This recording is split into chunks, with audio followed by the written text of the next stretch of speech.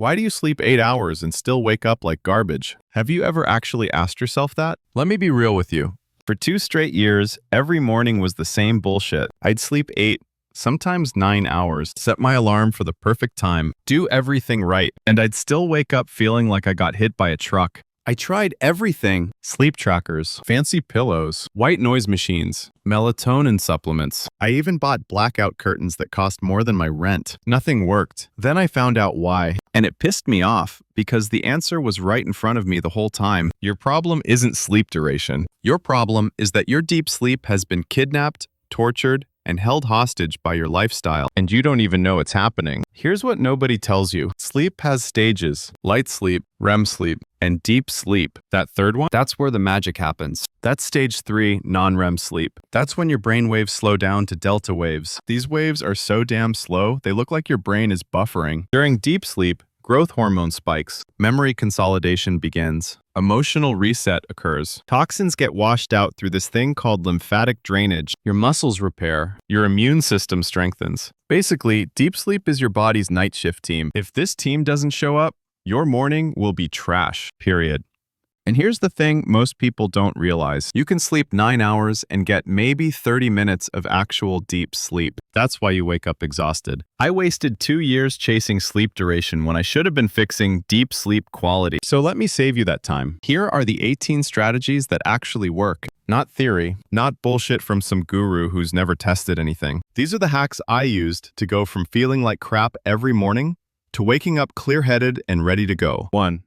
Control your light timing, not just light exposure. Most people know morning sunlight helps, but they don't know how or why, and that's why they half-ass it. Here's the science. Your retina sends signals to this part of your brain called the suprachiasmatic nucleus, your brain's master clock. This triggers a cortisol spike around 8 to 9 a.m. And here's the key part.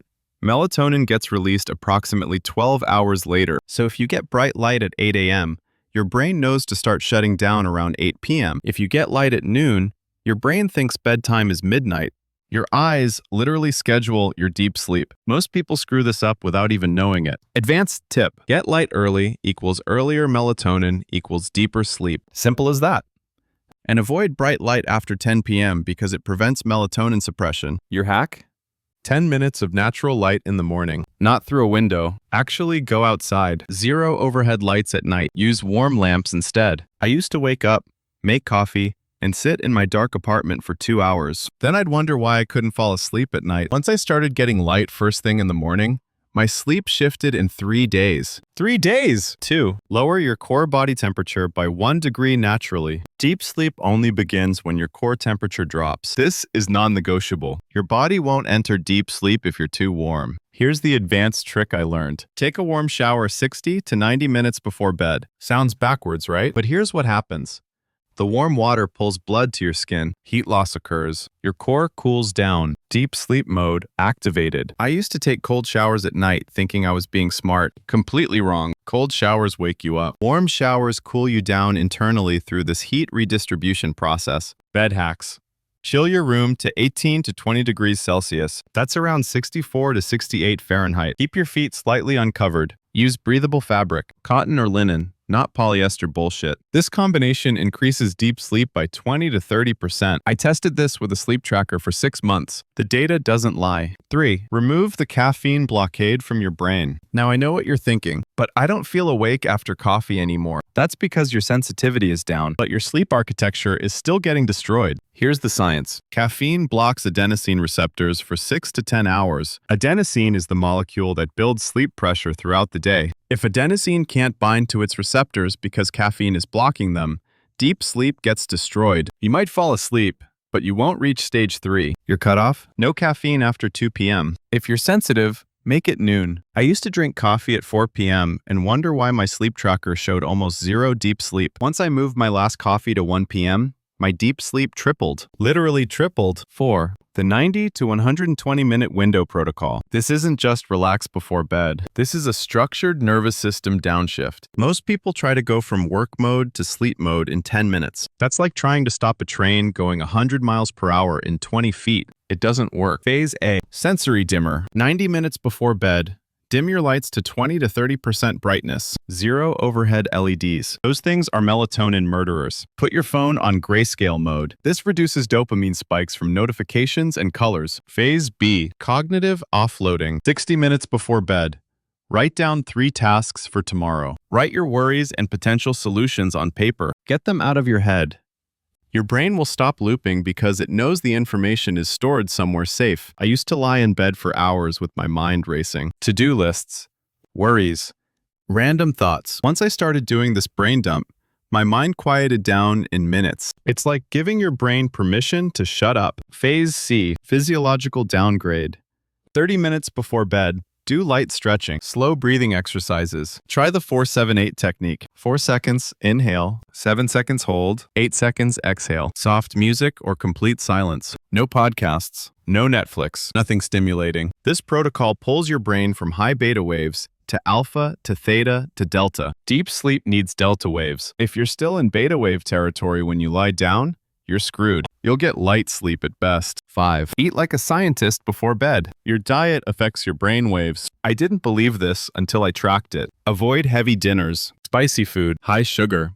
Eating within 2 hours of bed. These cause micro-arousals that destroy deep sleep. What are micro-arousals? They're tiny wake-ups your brain has during the night. You don't consciously remember them, but they pull you out of deep sleep into light sleep, and they're caused by digestion, blood sugar spikes, and your body working overtime to process food. Instead, eat magnesium-rich foods, nuts, bananas, leafy greens, lean protein, slow-digesting carbs like sweet potatoes or oats. This stabilizes blood sugar overnight. Better blood sugar equals better deep sleep cycles. I used to eat a massive dinner at 8 p.m. and go to bed at 10 p.m. My sleep tracker showed I was waking up 15 to 20 times a night without even knowing it. Once I moved dinner to 6 p.m. and kept it lighter, those micro-arousals drop to 3 or 4. Massive difference. 6. The noise floor hack. Even if you don't wake up consciously, noise can pull you out of deep sleep into light sleep. Your brain is still processing sounds even when you're asleep. Fix this with a white noise app, a quiet fan, or closed windows. Deep sleep loves consistency. It hates surprise sounds. A car horn at 2 a.m.? That's pulling you out of stage 3, even if you don't remember it. I live in a city. Sirens, traffic, people yelling at 3 a.m. I thought I was sleeping through it because I didn't wake up, but my sleep tracker showed interruptions every single night. White noise machine changed everything. It masks inconsistent sounds with consistent sound. 7.